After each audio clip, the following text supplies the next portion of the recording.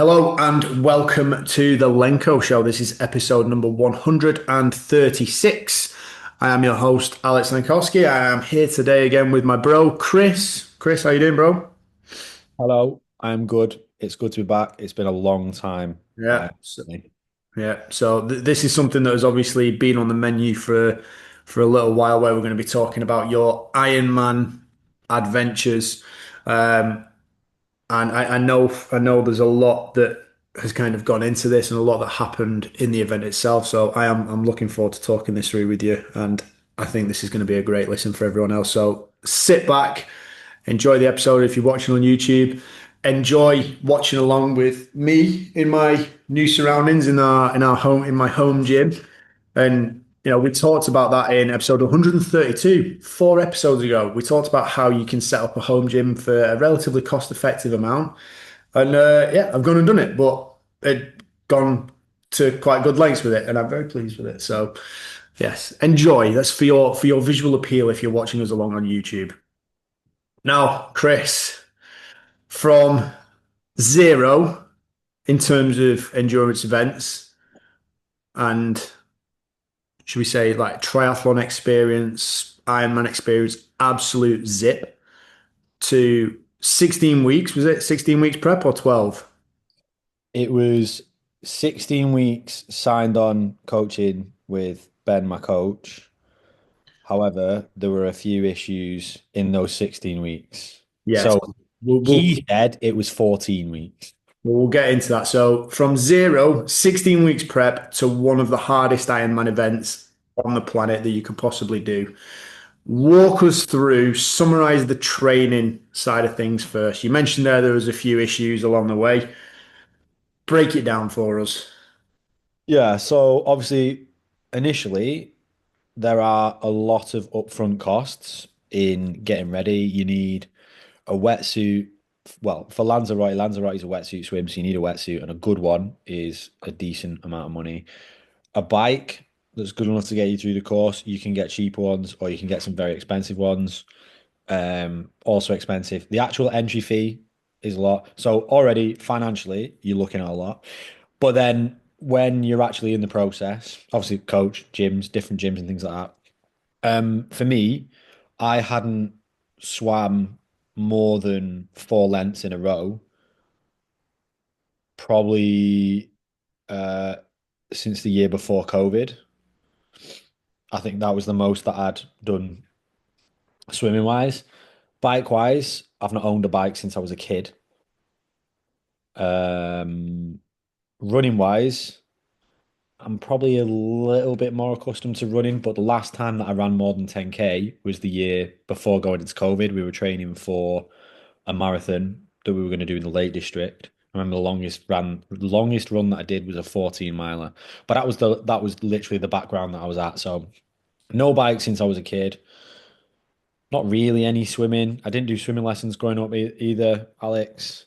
And then I'd dabbled in some things from the CrossFit background. I'd done some swimming lessons, I think maybe 4 or 5. I wasn't a terrible swimmer. I just wasn't a great swimmer. In fact, I was just okay. And I'd never done more than 4 lengths. So already on the back foot. The first few weeks were just getting accustomed to doing all three disciplines. So hold on, I just want to stop you there for 1 second. Obviously, you mentioned about the issues with the swim, bike, row. Like each one had its complexities and difficulties in terms of like your own personal exposure to it or recency of, kind of training with it. What was Ben, your coach, Ben Aiken, what was Ben's take on you going from zero to right, let's do Lanzarote in 4 months' time? How did he approach this? Do you know what? Uh, he was absolutely fine, and there was no. He was just like, yeah, let's do it, let's go for it, and there was never any hesitation or any concern or anything like that. He was just, okay, this is what we're doing. This is how we need to go about this. This is what we need to do, and then just making sure and checking in, making sure that I'm getting done what I need to get done. He was. I said this to him. Like one of the helpful things about it was he'd not said, right, okay, this you're really struggling with this, you really need to do this. It was always, right, okay, this is where we're at.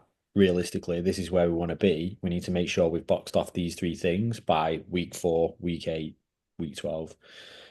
And funnily enough, Alex, it was just a case of me following the process and doing the things that I could do.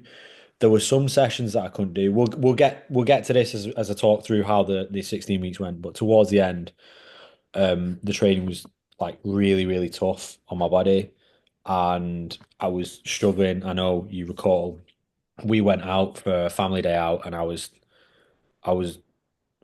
basically caught a chest infection, think I had COVID, and I was down for about 3 weeks, still doing little bits, but not to a high intensity, and really, really struggling with fatigue. But it was just okay, these are the milestones we need to be hitting, these are the parts we need to be at to make sure that you are on track. Yeah. And I think, do you know, I saw someone yesterday, funnily enough, at the pool, I was doing some swimming, that I'd not seen since before I'd started the training. And I'd spoken to him that I was going to be speaking to Ben and sitting down with Ben, and he's a swimmer. And I explained it to him. I said, I am idiot enough to decide to do it and want to do it, but not so idiot that I wasn't aware that it was going to be really, really difficult. Like at no point did I think, oh, it should be all right. I'll be fine. I never thought that. I knew it was going to be really, really like it was going to suck. It was going to be difficult, but I also still wanted to do it. So there we go. But yeah, so the first few weeks literally it was get some time in the pool, get some time on the bike, get some time in the legs. Nothing too intense. I think I recall saying to you, we had a couple of podcasts when I'd started, and I was like, yeah, it's not that bad yet. It's okay. It got worse. It got a lot worse. But it really was. It was just, listen, you need to get some time and some experience on your bike. You need to get some time and experience in the pool. And you need to get some time in running. And that was it for the I was going to first. say, was that, would you summarize that first 4 or maybe 6 week block as pretty much just familiarization and just getting a bit of volume in and a bit more exposure to each individual element? Yeah, so I would class it as a gentle introduction, but it was by my standards and by your standards, and a lot of other people listening to this, obviously based on your audience, they weren't not training sessions, they were training sessions. They just, because of the nature of what doing an aerobic event is, they weren't like, oh my God, my legs are screaming at me, my lungs are on fire. Like, don't get me wrong, you were working in certain heart rate zones, but it was absolutely based on what your current capabilities were. Mm. And it was the exact training stimulus they needed, but mainly being, yes, like you said, the exposure to the discipline and doing the thing. So it was in in my opinion, a gentle introduction, but still very much training and hard work. But the difference is over those initial 3, 4 weeks, it was very much reasonable demand in terms of the hours that you're putting in. It was, I think, there were 2 days that were 2 sessions a day. Otherwise, it was a session every day, including active recovery. So Sunday would be um, a 45 to 90 minute, like slow, steady, enjoy it if you can, run through in some hills. Yep. Which, like I said, for a lot of people, that would already be quite tough, and you would struggle to do that slow and steady. But um, that was about as easy as it got, and then it quickly got harder and longer and worse. Talk us through that ramp up then. So the point where your training kind of went from familiarization to, right, you're going to get kicked into gear now because this is going to get pretty grim. What was that like? How was that gap bridged? I recall having a conversation with Ben 13 weeks out, and he said, listen, as of next week, I think this was a Tuesday, and he was referring to as of next Monday, you're 12 weeks out. It's time to start doing our Ironman specific work. You're going to need to do 2 longer sessions in the week. and he meant longer. uh, on top of what you've already got training wise, you need to find a way to structure your diary so that you can fit these in without you falling apart, basically. By the way, it'd be really good to get Ben on. I don't know if I've already said that, but we Yeah, should. well, I don't know if anyone can recall if you've been listening for a while. We have actually spoken to Ben before, but I think we definitely need to get him on for another episode to talk through this stuff. So yeah, we'll 100% do that. It would be, just as a side note, everyone, sorry, it would be very interesting to get his thoughts on the entire process, but also, as you'll find out when I tell you the times that we got, it would be very interesting to hear about his process and what he's doing in terms of an athlete because he raced it as well, and he's a pro. So, um, yeah. So we had a conversation. 13 weeks out, he told me 12 weeks out, Ironman specific stuff. You're looking at doing Ironman specific break sessions, which is where you'll do one discipline straight into the next discipline. For example, I think my first one was like a 3.5 hour bike into I think it was maybe 2 miles run at a slow, steady pace. And it was rough. Like it was really rough. Like for me, my ass was not used to having that much pressure through it on the seat on the bike. And I was really struggling after 45 minutes. I didn't struggle with chafing. I didn't like my legs were okay. It was my ass on the seat alone, which as you can imagine, that alone is probably enough for most people to be like, yeah, sack this off. I'm not doing this. The other thing as well is we're now in June. I don't recall what month I started the training. I'm sure you could very easily reverse engineer it, but I'm not going to try. It was dark, it was cold, and it was wet.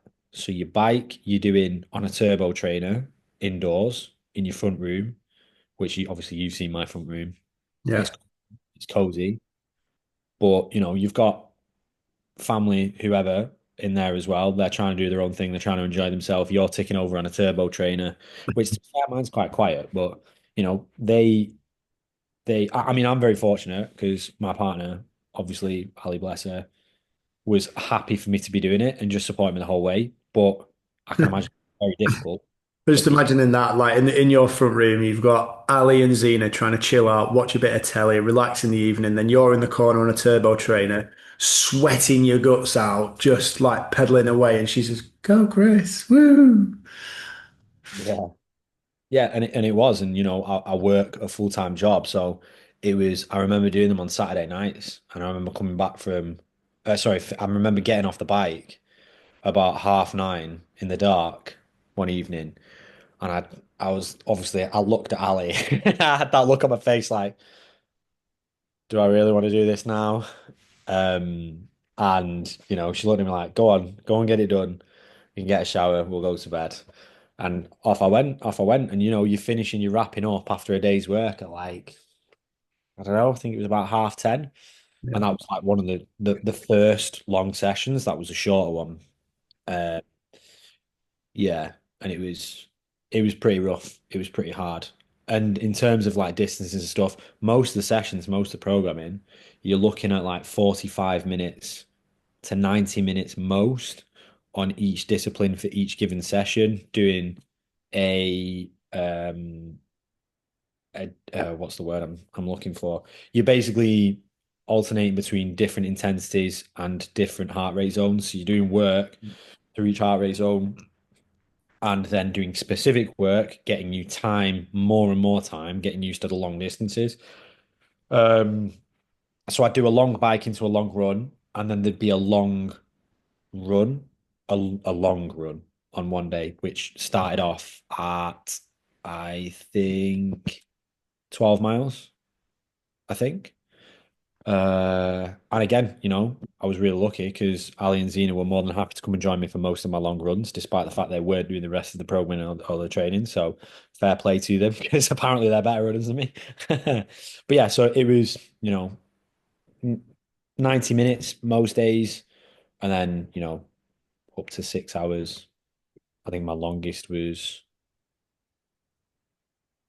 I think, 8 hours. Yeah. So yeah, it did. It steadily climbed. Running, obviously, imagine the periodization. I'm not going to say specifically what it was, but imagine one week you're running 12 miles, 2 weeks you're running 14, 2 weeks you're running 16, etc. Bike, 3.5 hours into 2 mile run, into 4.5 hours, into 4 mile run, into 5.5 hours, 6 mile run, that sort of thing. They were your brick sessions. And then obviously a lot of swimming. And I was obviously being inexperienced with swimming, it was very, very exciting because I was learning the technical components to it. As it were, I actually so I was swimming at Nuffield and I actually happened across one of the guys there who's a swimming instructor. And he said, I'm more than welcome to join. He does an adult swimming class. And he said, there's two people that go and they're not strong swimmers. But if I wanted to swim in the lane next to him, he will just give me guidance, give me pointers. I think I showed you a long time ago, he did an initial video of me to show me where I was at and what I was doing. And then he gave me a couple of pointers. Okay, this is what you should be working on. This is what you want to look to do. Obviously, nothing that was conflicting with things that Ben were telling me. It was all things that, Ben and Justin, his name was, had decided this is ideally what you want to look to do. And for anyone that's listening, if you're going to go through the process, you're thinking about it, it was very much a case of I'm not training to be a great swimmer. I'm not training to be a great cyclist. I'm not training to become the best runner ever. It was how do we train you in this short amount of time to be able to get through Ironman Lanzarote? So for the swimming, there were a lot of sessions where I was using the pull buoy, which basically sat between my legs, just below my hips, because the wetsuit swim at Lanzarote, you're in a wetsuit, is very, very buoyant. So you are going to float better. So it made sense in the short amount of time that we'd got, do a lot of reps with the pull buoy. If you can, still get a gentle kick in because you can still kick while squeezing the buoy. Um, but let's getting the time, getting the distance in that buoyant position, which is where you're swimming. And then there were skills drills, technical points, technical things to be working on as well. And yeah, there were a lot of issues with that because the first thing that'll happen when you are not used to swimming is you won't be able to breathe. You will get two lengths in and you'll be gassed because you're not breathing properly, or your hips will start to sink in my case, which obviously helped when I'm then using the pull buoy.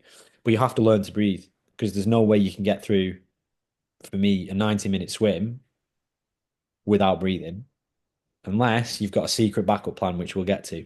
Um, so yeah, it was learning from the beginning again, which for me I've not really had for a very long time. I went into CrossFit to get good at a variety of different physical skills. I wanted to be physically competent. I was pretty good at just picking most physical skills up. So when it came to this, it was like, oh wow, okay, this is new. So it was really, really fun and entertaining for me. And I really, really enjoyed it, which obviously definitely helped because most people say that swimming is shit, even the ones that really enjoy it. Um, yeah, and then like I said, bike issues were arse on seat, bum on seat. It's an old bike. It's 15 years old. It's a road bike, not a TT bike. So it's not designed. It's not a bad bike. It's a great bike, but it's not designed to be the best performing for modern day triathlons. Obviously, it got me from A to B, so there's a soft spot in my heart. And then yeah, the running was just a case of go out and do your gentle runs and there was a couple of intervals every now and then. So yeah, that was it from 12 weeks out, and then it just built, built, built, built, built. The issue that I got was I, as I alluded to earlier, got ill. I was doing a lot of volume and I just wasn't used to it. And there were a few things going around and I wasn't eating enough food. I Mm. was sleeping great. I wasn't eating enough food, and I think I was probably swallowing too much pool water as well, which I don't think helped. So I had a chest infection, and I believe it was COVID as well, for about 3 weeks, which really, really made things significantly harder. I think that was from like week 8 to week 5, 4, something like that. And, that was kind of as you're coming towards a peak and the volume's really, really climbing.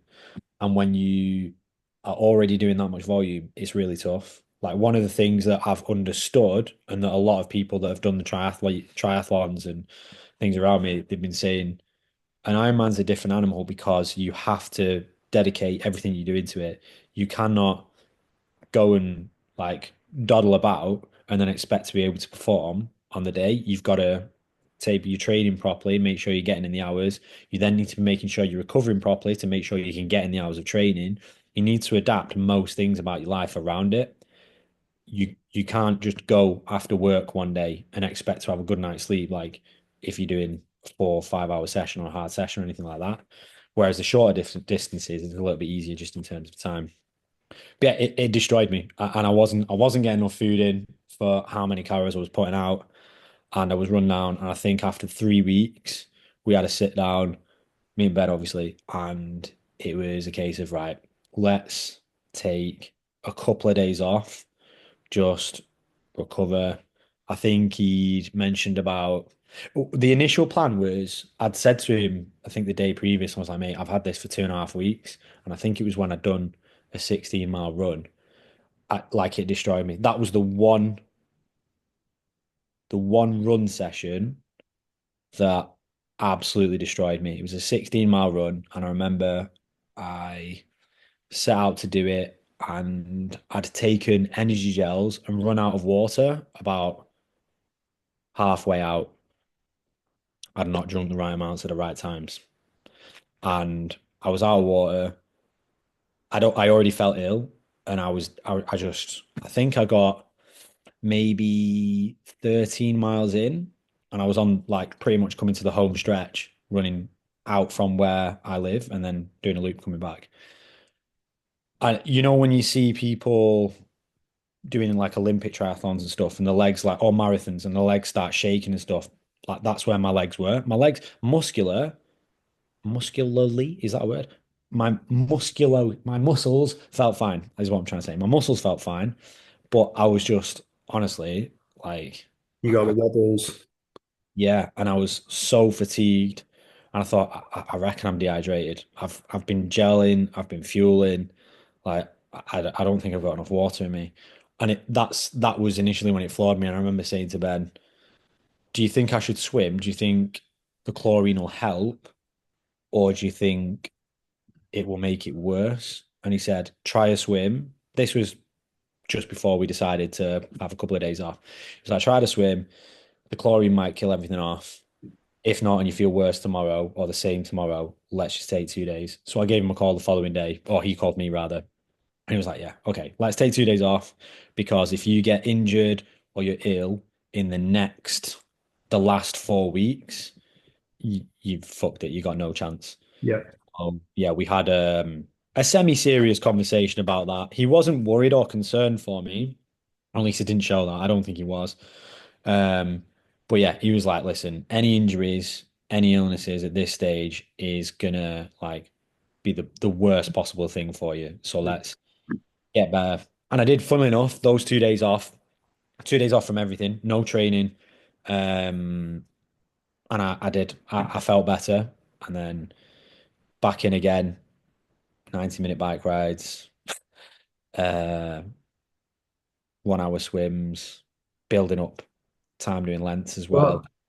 Well, I mean, the funny thing about that is like we've spoken about this previously multiple times, and it always goes to show like it's the same principle. If you're digging yourself a big hole, first thing to do, just stop digging. Put the spade down. Give yourself, like you said, you had a couple of days rest. Just stop digging for a little bit. Don't dig any deeper.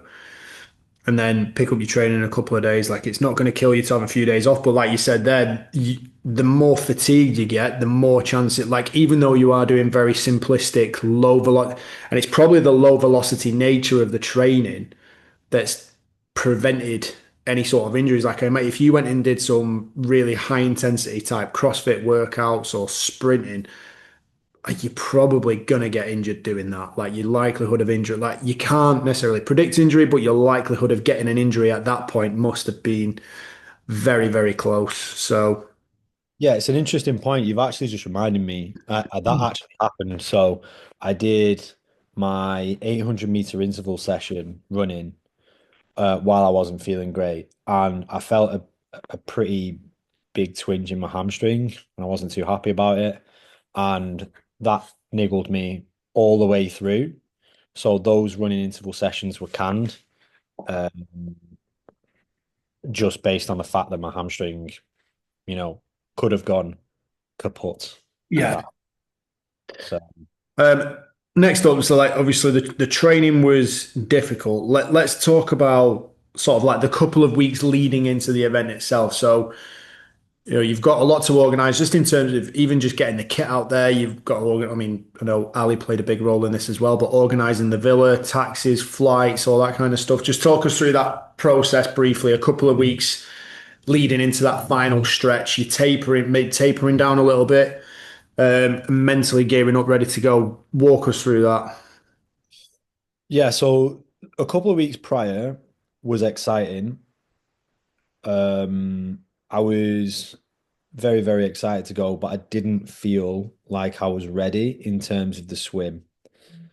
And I thought I was going to be okay with the bike and I was going to be okay with the run, but I didn't feel ready in terms of the swim. Also, one of the big things that we missed out there, sorry, is the problem that I then had with the bike. So just before we went, logistically, 3 weeks before we were due to go, I actually came off my bike on one of my long bike rides and bust it up. And so it had to go into a workshop who then had hold of it for best part of 2.5 weeks to put it back together and fix it. With it being the time of year that it was, which is the start of the tri season, and lots of people, there's a backlog of work. And yeah, so I was actually without my bike. So I was doing my last sessions the few weeks prior on the Watt bike at the gym, which isn't ideal, not ideal at all. Yeah, so in terms of logistics, we had another sit down to discuss what were we going to do fueling wise, what our nutrition strategy was going to be, what I actually need to get everything over there, what I need when I'm there, what the plan is when I'm there. So we had to obviously we'd already sorted out accommodation, we'd already sorted out taxes and things like that. They were all like didn't have to worry about those, and most of that was Ali anyway. But it was a case of, okay, what do I need to get together to take? So obviously things like wetsuit, two pairs of goggles, inner tubes for the bike, had to learn how to take the bike apart and then put it back together again and fit it into the bike box, which is quite hard to do when you don't actually have your bike. So I got my bike back, I think like 3 days before we went, or 2 days before we went, which was very fortunate.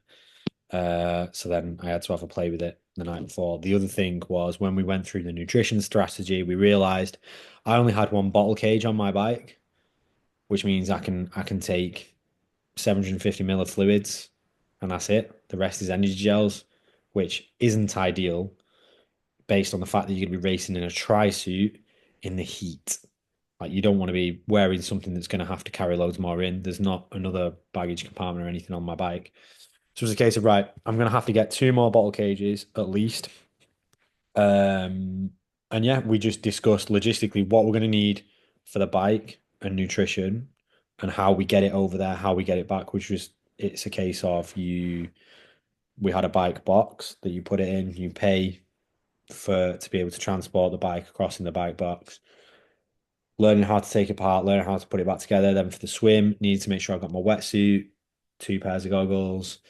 Um, That's it for the swim. And then for the run, making sure I have got spare socks if I need spare socks and my running trainers.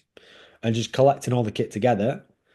And then, yeah, for the last 2 weeks, it was go, go, go still because I'd not had the bike and was having to do sessions on a watt bike and I'd been ill. We were still getting some volume in at that point and still tapering and peaking.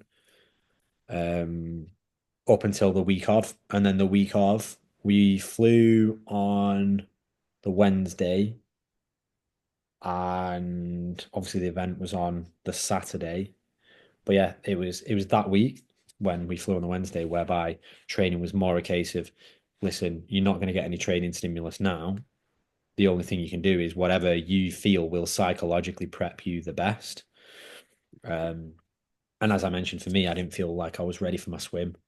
So, because I had to this date not done an open water swim.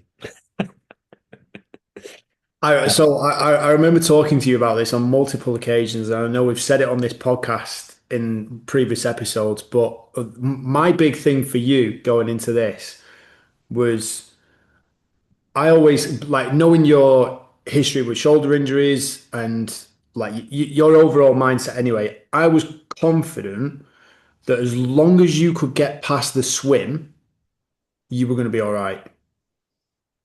And I mean that was eventful in itself. But I was going to ask you, there's a couple of different things to this, but number one, what was that transition like going from pool swimming and lane swimming to open water swimming? Did that make a big difference? Did it shock you a little bit?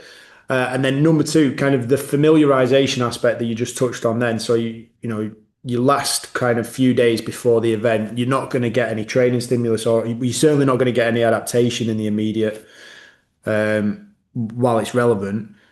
So, what did you do, and how did you kind of get comfortable with the event and your setup and everything, and your preparation for the actual event day?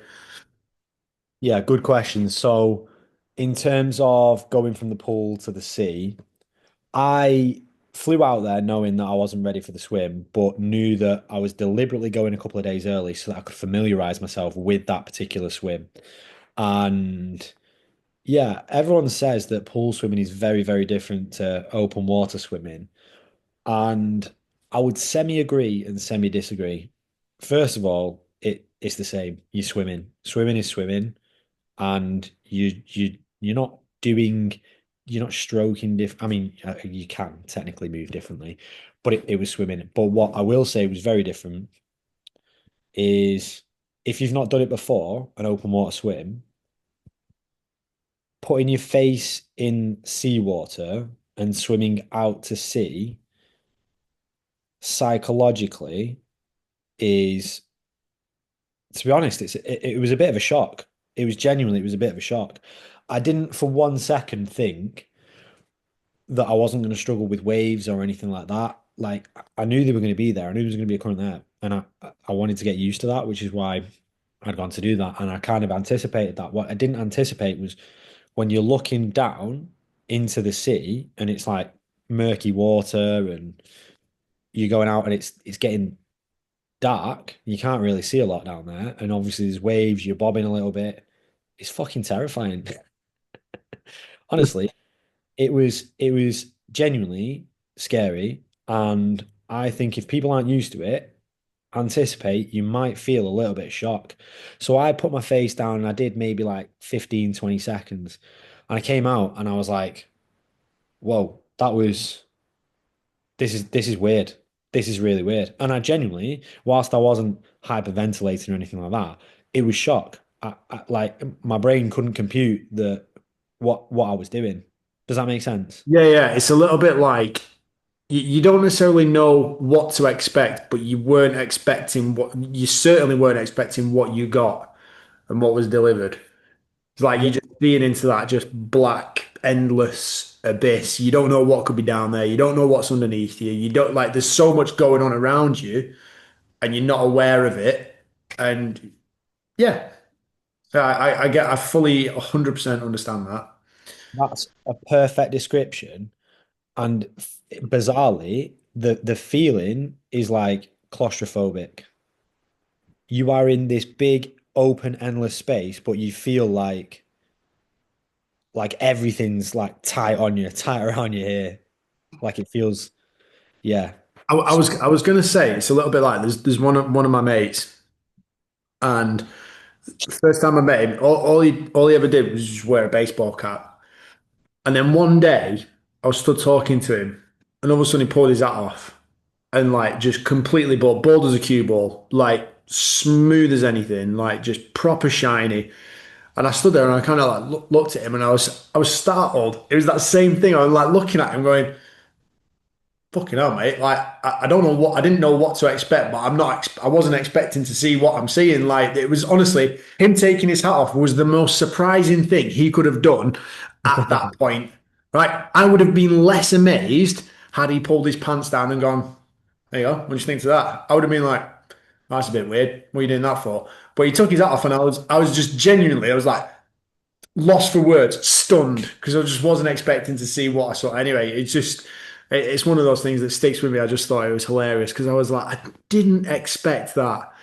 Like you could have thrown anything out there. Like you might as well have had something painted on your head. I would have been less surprised. I don't understand. I don't know why I didn't think that I'd see anything like that. But anyway, it was just quite funny. Um, That's the part of it. It's not something that you can control. Like that's it just happens like in instinctive reaction. It's like, well, I'm not choosing to feel weird about this or think this is strange. Like it just happens.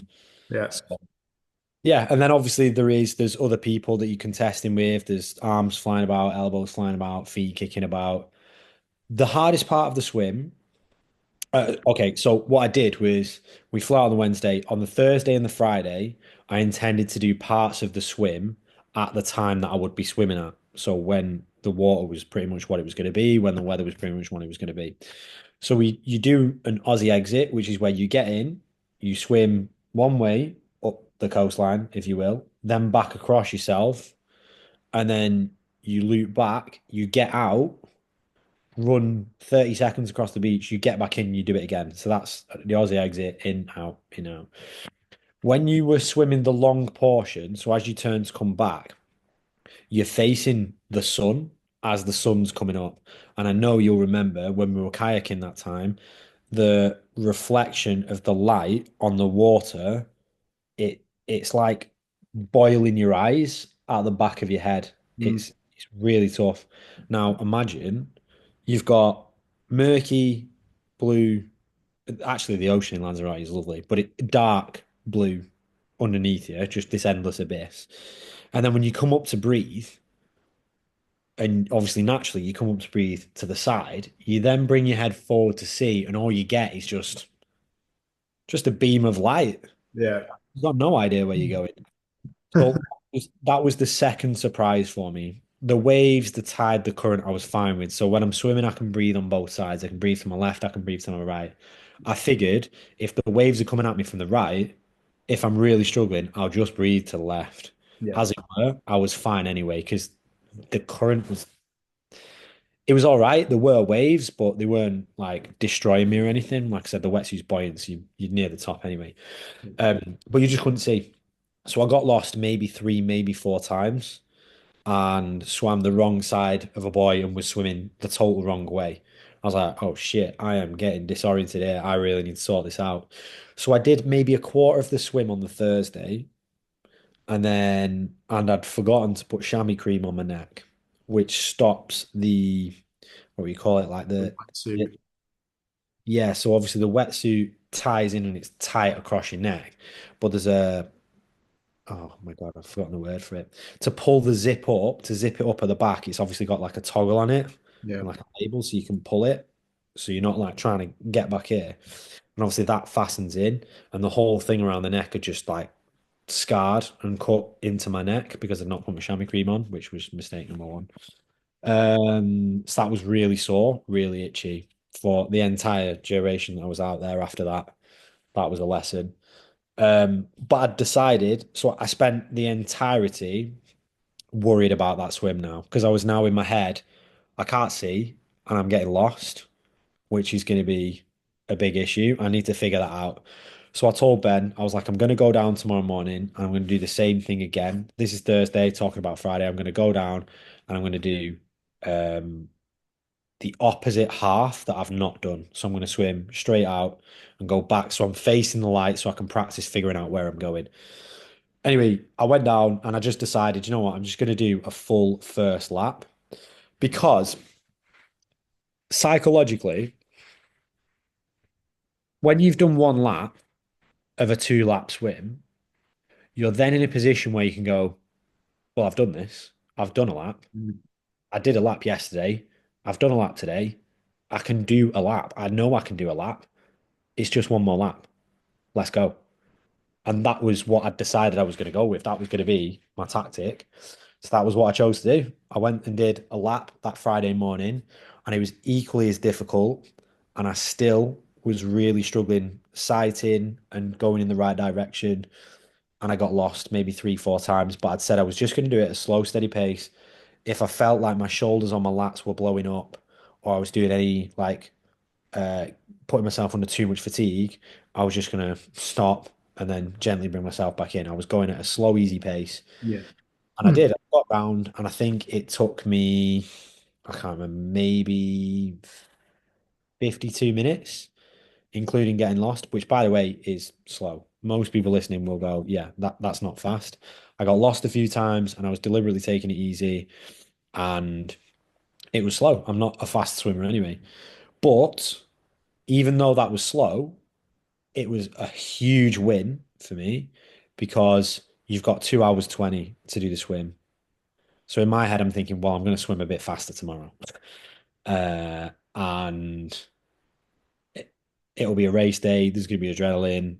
Like, I'll be fine. If it took me, if deliberately going slow was 50, 52, whatever it was, I still could doss about, have a cup of tea out at sea, bring myself back in and still beat the cutoff, which means exactly what you said.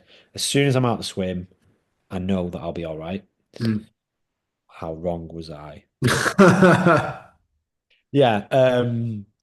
On the We arrived on the Wednesday, took the bike apart, didn't do much, we just chilled. On the Thursday, Ben and Alanis invited us out to join them for a race ritual that they have, which is he basically explained on the Thursday, you're carbing up, you can afford to eat like whatever you want, really. She said, you've done a lot of training, like get whatever you want in, have carbs, have something a bit dirtier. So we went out for pizzas and we got what is now referred to as a Chrissy special or a Ben special, which is where you order a pizza for a starter and a pizza for a main.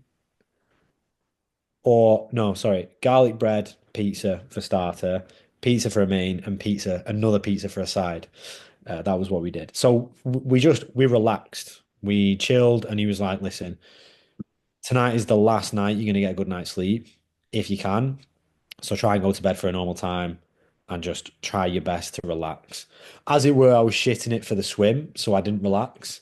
And I really struggled with sleep. I really struggled. I think it was like, oh, I think I didn't get to sleep till maybe midnight. Because I remember looking at my phone to see what the time was. And then I think I woke up at about 4:30. And yeah, just chilled in the morning, went out, did that swim. And then the Friday, obviously, it was eat a lot more sensibly, get as many carbs in as you can, but keep the food a little bit cleaner because everything that you eat today is going to really affect you tomorrow. So it was plain, bland, not too much fiber, and yeah, a lot of carbohydrate and a lot of water as well. My plan was I went and bought a kilogram bag of rice, and my plan, I don't know if I told you the story, was to eat the entire kilogram bag of rice over the course of the day. The kilogram bag of rice equates to about 780 grams of carb, and if I'd have got that in, I'd have been pretty much exactly where I wanted to be. Now, as it were, the issues were, first of all, a kilogram is a lot of rice. Second of all, I didn't start eating because I felt a little bit, because I was nervy and felt a little bit sick. And I went out for a swim in the morning. I didn't eat until I came back, which was, if I set off at 7:30, it was about 9:30, 10 o'clock, something like that. Too late. You need the rookie numbers. You need more meals in, more carbs in by that point if your plan is to eat a kilo over the day. So yeah, I got stuck in. I had maybe, I probably made put a dent in about a fifth of it. It was tough. Yeah, kept carb enough over the course of the day. Went out on a little bike ride just to make sure that I was happy with the seating position because we'd moved the seating position um, when we'd fixed it and made sure the tires were okay and everything. And just wanted to get used to being out in the heat, in the sun. So I don't recall doing any of the course. I just remember riding down, we were by the coast, riding down, and did literally 15, 20 minutes and then came back. And I remember because I was so focused on getting through that swim, I was thinking if I get on my when well, I didn't think if I thought when I get on my bike tomorrow, I will be the happiest man on the planet. Because exactly like you said, I was the same. In my head, I was thinking, as long as I get through the swim, I'll get through the bike no matter what, and I'll get through the run no matter what. And yeah, got everything together the night before. You take everything down into transition, which is basically the entrance. It's where you keep your kit and stuff. Make sure you've done your check-in. Sorry, you do the check-in like on the Thursday, but they give you your bag and your bottle and stuff. And we actually made a joke. Ben was like, "Right, you're done now, mate. That's it. You can go and get your tattoo. You don't need to compete on Saturday if you don't want." Uh, Obviously joking. Um, but yes, we did that. Then transition the day before.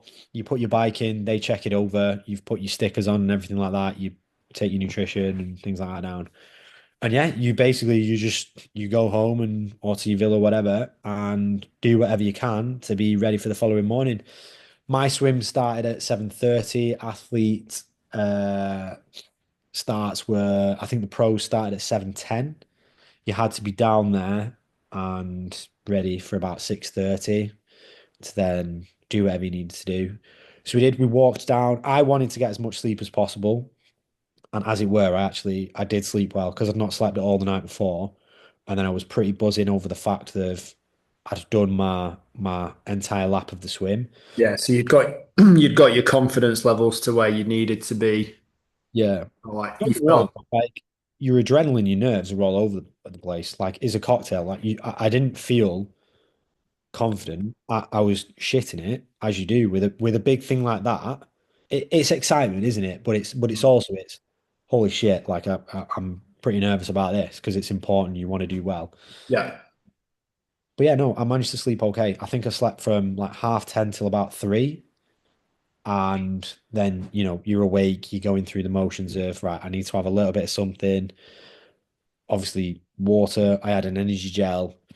And then, yeah, put my tri suit on, put my wetsuit on. We walked down, gave Ali a hug and a kiss, gave Dad a hug. And yeah, they were like, right, good luck, son. See you in transition when you get out from the swim. yeah. See you in a bit. I think so. That was one of I remember saying this to you now. The main thing for me was that day before. Sorry, I recall I'd started the swim at 7:30 in the morning, and I remember we'd had tea, and I was falling asleep on the sofa in the evening, and I remember looking at my watch and thinking, "Oh Jesus!" And they were like, "What?" I was like, "If I put in a very, very good time tomorrow, I'll just about be finishing now." And it had been obviously a full day of not doing a great deal, not doing nothing, but milling about. We went to the shop, made some food, normal stuff, and I was conked. I was knackered. I was so tired, presumably from the insane amount of food and carbs that I'd had. But yeah, and I remember thinking, it's going to be a long day. It's going to be a long, long day. And it was a long day. So yeah, the following morning was down there, walked down there, got there for 6:30. Sorry, before 6:30. Checked everything over, put some more air in my tires, pressured them up, and yeah, hats on, goggles on, wetsuit, tri-suit, ready to go. And the atmosphere was mint, to be fair. It had a staggered start. So the pros start at a set time, guys first, ladies second. Then you swim or you enter the water based on what your predicted swim time will be. So there was like 40-minute lap, 45-minute lap, 50-minute lap. Oh, actually, no, sorry. I think it was 45-minute swim, 50-minute swim, 55-minute swim, 1 hour swim, 1 hour 15, 90-minute plus. Yeah, And I was like, you know what? I'm here to get through it. Like I'm not here to race. Like I was, but I'm not there I'm literally here to finish. I'm yeah. just going to start at the back. I'm just going to stay out of their way. I'm going to start at the back. So And I like that approach because it means that no matter what, for the rest of the day, you're taking people out. If you're catching anybody up, and the buzz of actually catching someone up and going past them, you can't beat that. Like it feels like progress, and that's what like when I did my ultra marathon quite a while ago. Same process. We started right at the back. We set off walking. Everyone else went off on a trot. We just basically just started walking. We will probably walk like the first maybe only 500 meters, like basically across this cricket field and out the gates, and then onto the road. And then we were just trotting along, and we were constantly plodding along, picking people off. And I found that very therapeutic. I found that quite enjoyable. Made it a good experience. Yeah, it is. I think it's one of the most rewarding things when you do something like that and you're going past someone. It's one of the things that's like, I know you're all doing it together, you're not against each other, but it makes you feel like, you know what, I'm doing all right. I'm doing all right here. Well, secretly, psychologically, it's like, haha, come on, Yeah. see ya. Yeah, I started at the back and immediately the first issue was very clear. But hang fire on that one. Right, guys, I'm really sorry to do this to you, but we are going to leave it on that cliffhanger. Chris is about to enter the water and encounter his first major issue on his swim. Because we're running tight on time, we're going to pick this up again next time out, and Chris is going to relive the entire event for us, the trials, tribulations, the traumas, micro traumas that he suffered along the way, as well as I'll give you my perspective of what it was like watching or trying to keep tabs of him whilst he was going through it all as well, because I think when I've spoken to Dad and Ali about this as well, it was an experience for everyone all round, whether we were there with him at the time or, kind of keeping tabs on him at home. It was an overall experience. And I know you were knackered, Chris, afterwards, but Dad was equally exhausted and he didn't even do the event. So, um, yeah, really good chat so far. Hopefully you've enjoyed it this week, guys, and we will speak to you again. We'll carry this on next time out. So until then, take care, stay strong, keep fit and healthy, do the right things, be smart with your training, and we will speak to you again soon.